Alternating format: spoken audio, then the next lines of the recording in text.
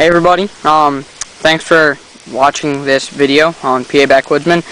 Today we're going to be talking in general about your campfire, whether it's in a survival situation or, if you're just out camping. This is day 2. Me and some friends are staying at my treehouse, camping out in the woods for, a few days, 3 days.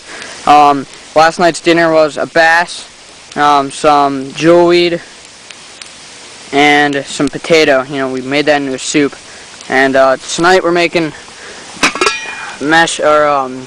baked beans. We got some hot dogs.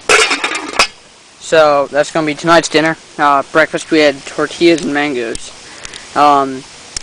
So anyway, about your campfire, you always want to have a ring around it, unless you were trying to make a signal fire. But usually if you're just keeping a nice small fire like this, keep it small, alright? You don't need to make it huge. You don't want to waste wood either.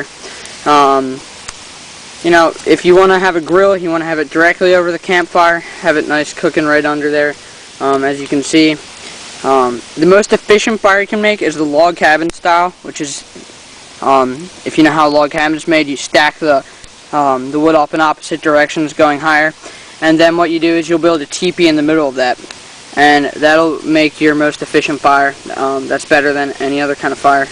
It'll burn the best. Lots of oxygen. Fires need oxygen. Some other notes. If your fire's getting pretty full, you can dig out the ash and put it out in the woods. Make sure the ash is, cooled, not too hot, no embers. But, dig out your fire pit, and it'll be all ready for your new fire. Especially if you reuse your fire pit many times.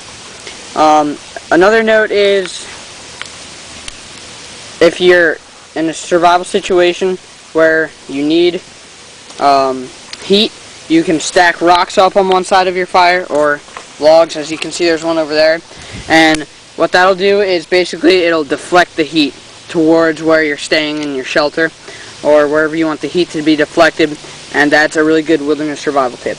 Another thing is, if you're in a shelter, in a wilderness survival situation, you can throw rocks in the fire. Make sure they're not wet, because if they're wet, like in a creek or a river, they could explode because the water inside expands. So what you want to do is, find some nice small dry rocks, put them in the middle of the fire, around the embers. And then before you go to sleep in your shelter, dig a pit, 6 inches deep.